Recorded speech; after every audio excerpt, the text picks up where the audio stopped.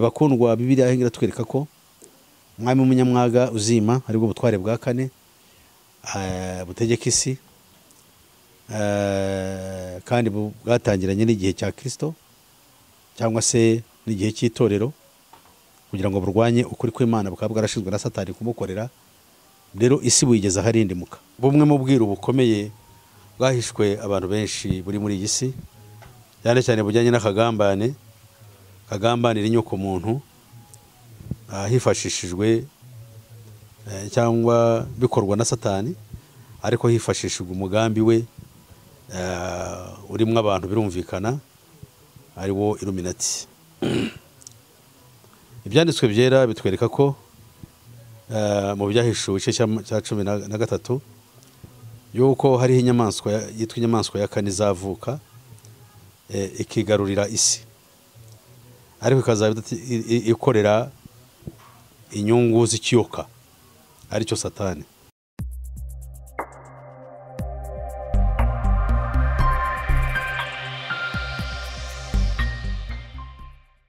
Bumwe mu bwiru bukomeye bwahishwe abantu benshi buri muri iyi si, cyane cyane bujyanye n'akagambane kagambanira inyoko muntu hifashishijwe cyangwa bikorwa na Satani, ariko hifashishijwe umugambi we urimo abantu birumvikana ari wo Illuminati.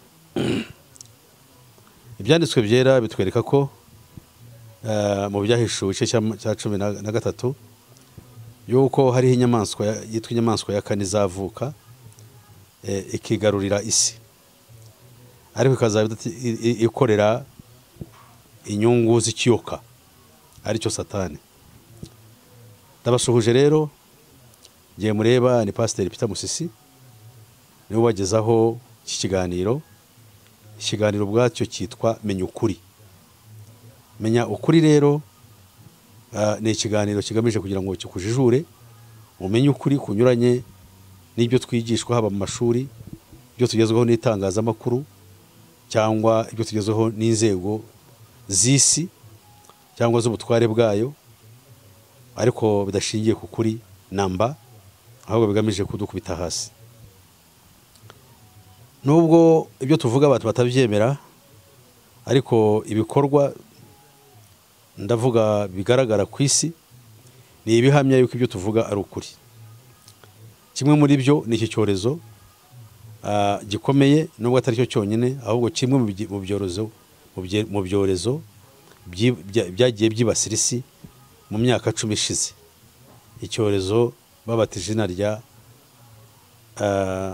coronavirus cyangwa COVID-19. Ndagira ngo rero dukurikire twitonze turebe aya magambo tugiye gusangira ayariyo. Ibi mubona n'ibindi muzabona ndetse n'ibindi mwaba mwarabonye n'ibindi bikomeye biri imbere, biri muri wa mugambi wa Illuminati wo guhindura inyoko muntu kugira ngo ibeho nk'uko Satani ashaka, aribyo twita New World Order mu ndimi z'amahanga. Iyo tuvuga New World Order turashaka kuvuga iki? Ubundi Imana yaremye umuntu imuha amategeko, yongera no kumugaragariza urukundo imwoherereza umukiza Yesu Kristo.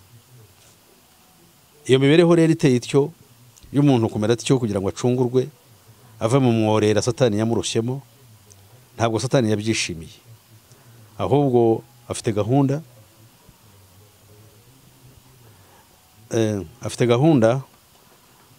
yo kugira ngo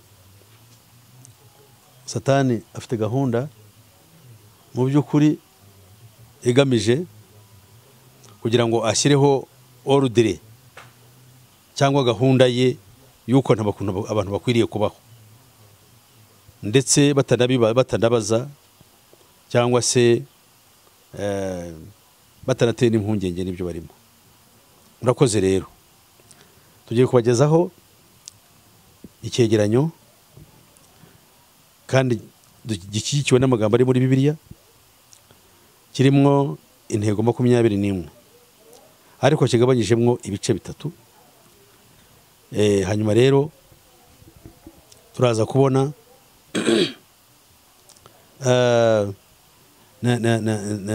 ibyo bice uko ari bitatu muri izi ngingo 21 turazigabanyamo ibice bitatu. Hanyuma rero wowe uzabikurikire neza nibwo uzabyumva neza ushaka kuvuga kandi umenye n'isi turimo uko iteye.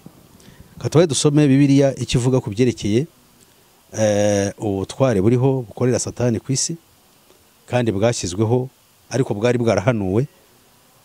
Dusanga mu gitabo cy'umuhanuzi Daniel igice cyaho cy'umunani umurongo wa 23 kugera ku murongo wa 26 hari amagambo agira ati: igihe ubwo bwami buzaba bwenda gushirira, abanyabyaha bamaze gukabya, umwami w'umunyamwaga azima, umwami umenye bitamenyekana azima, imbaraga ze zizaba zikomeye ariko ntizizaba ari izubwe.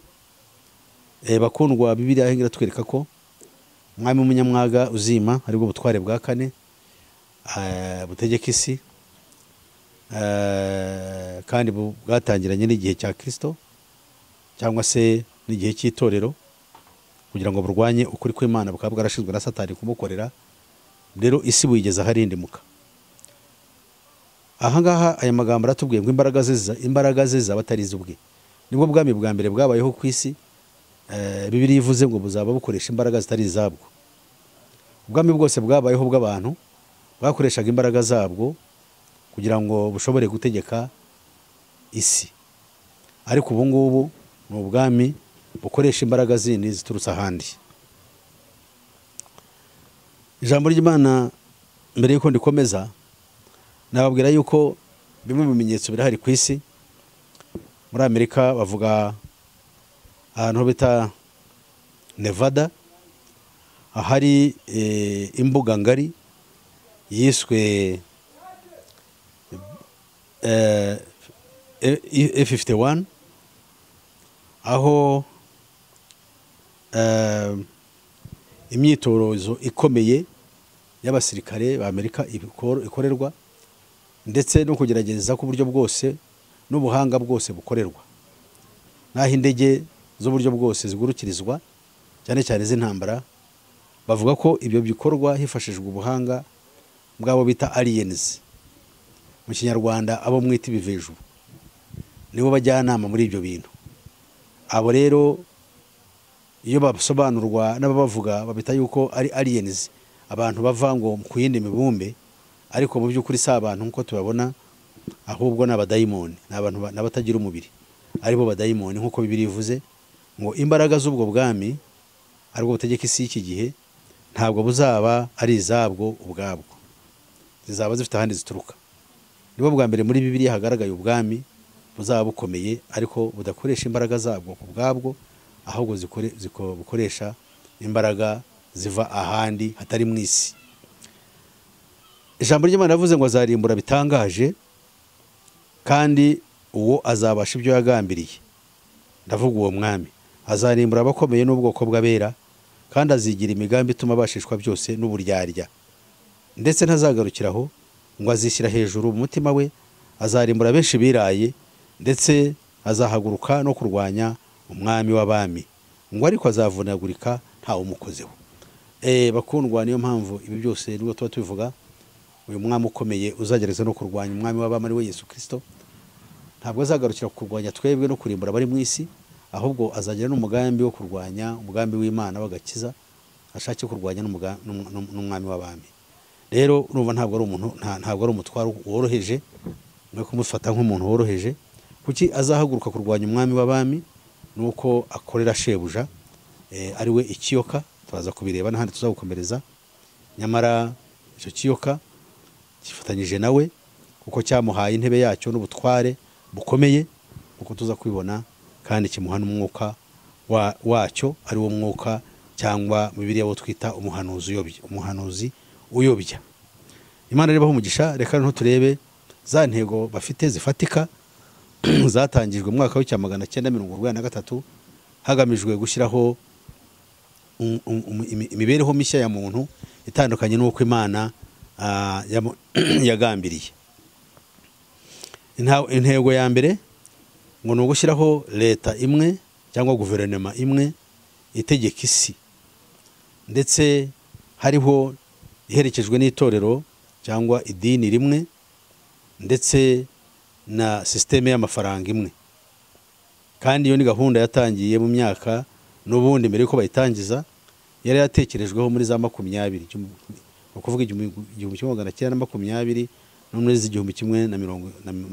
1930, kandi babikoraga bashaka kugira ngo hamwe no gushyiraho imyizerere imwe, kwari kugira ngo umuntu abeho afite idini rimwe, kuko nta kuntu umuntu wamutegeka kandi adafite uburyo bw'imyizerere utari kumwe nawe.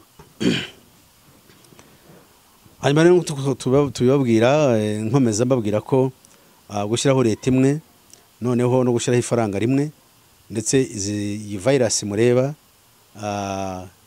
yitwa coronavirus, kimwe mu byigamije no kureba ukuntu abantu bategurirwa kwemera gukorera kuri gahunda yo gushyiraho ifaranga rimwe rizaba rikorwa mu buryo bwa cashlessness, no kuvuga umuntu atafite amafaranga mu ntoki. Rero kizafasha ubutunzi bw'isi cyane cyane mu rwego rw'amafaranga kuba bufite uburyo buyoborwa, atari bya bindi byanyu byo gushyira amafaranga mu bimuga cyangwa mu misego mukayisegura cyangwa ukayashyira muri banki kubw'ubushake bwawe, ahubwo n'amafaranga azaba ayoborwa n'abo ngabo, nubwo we waba uri nyirayo ariko aba ari umugaragu wabo. So rero mutegereze, iyo niyo ntego yabo ya mbere. Iya kabiri ni ukureba ukuntu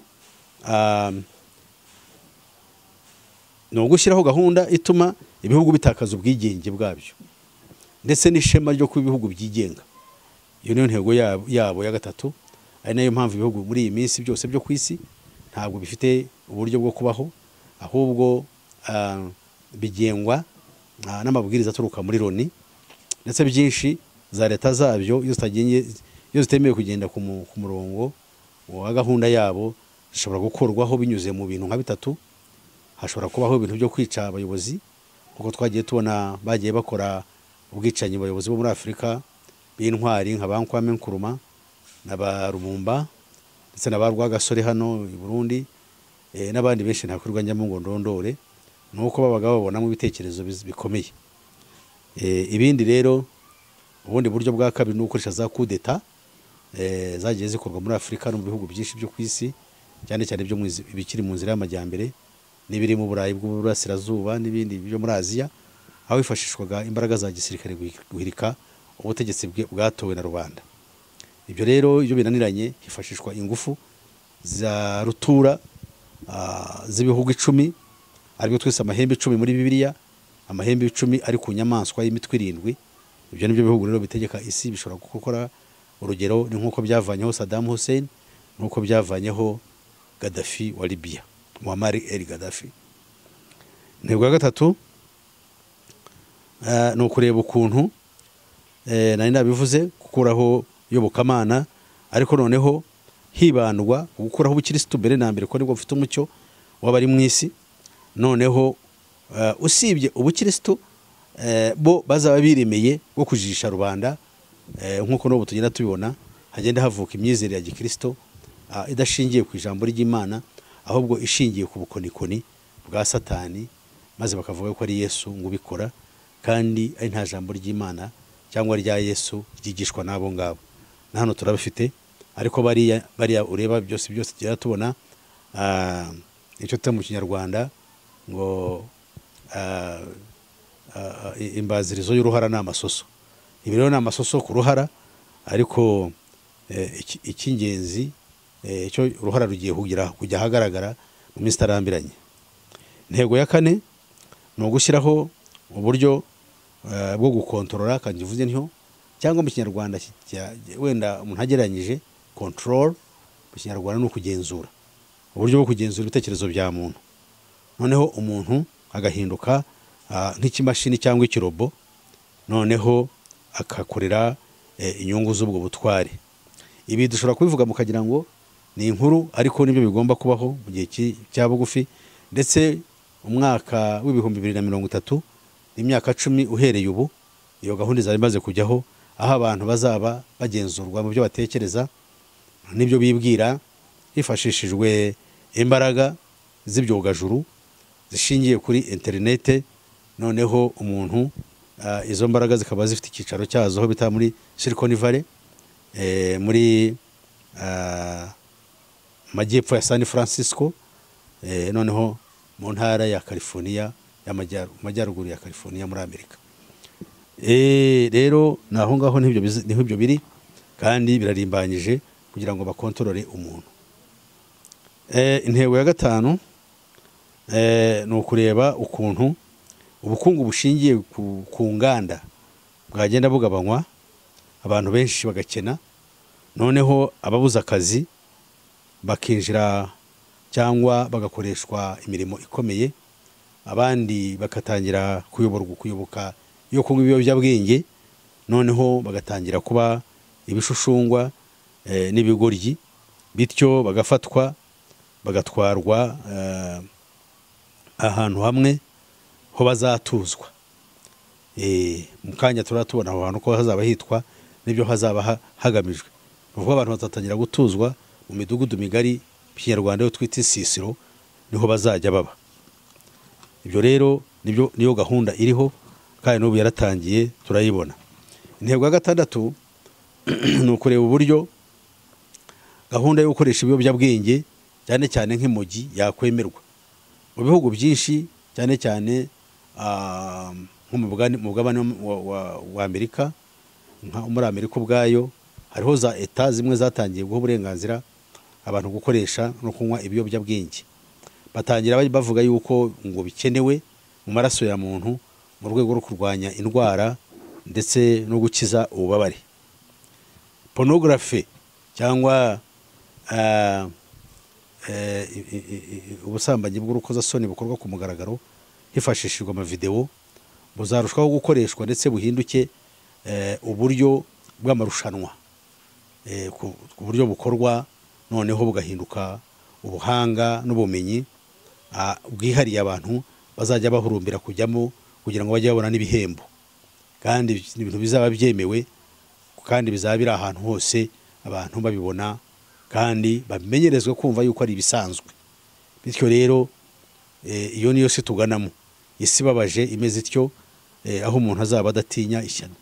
Ibyo byaratangiye naho abantu basigaye bashyingiranwa bahuje ibitsina, noneho abo bantu bakabatahira ubukwe banezerewe. Kariya iriya ni intangiriro yo kwangirika kwa muntu kugiye kugerwaho, aho ikibi ikizira kizaba ariho gihabwa intebe, noneho ushatse kuvuga icyiza gihabanye n'icyo bakamwamaganira kure. Nuzabona umuntu ushyigikiye ibibi cyangwa bitajyanye n'ijambo ry'Imana wamukoraho ukabona nangiye, uwo ngo ni umukandida ku buryo budasubirwaho wo kurimbuka, kuko iyi si nshya ayibereye umukandida kandi azayituramo, nyamara azayibabariramo. Intego ya karindwi ni ukureba ukuntu abantu benshi bari mu mijyi myinshi barimburwa hifashishijwe ibyorezo n'intambara z'urudaca n'ubwicanyi n'inzara n'ibindi byago nk'ibi tugenda tubona bisatira isi kandi binatugeraho natwe. Ukuvuga ngo ibi tugenda tubona bigenda bihindura umuntu kuba indecisive, kutagira icyemezo yifatira kubera ibyorezo biza bimutera ubwoba, noneho ibyo asabwe gukora akabikora yihuse yibwira yuko ariyo makiriho ategereje kandi akwiriye kumufasha. Murakoze rero, mu kanya muraza kubona none agace ka kabiri. Imana ibagirire neza. Murakoze.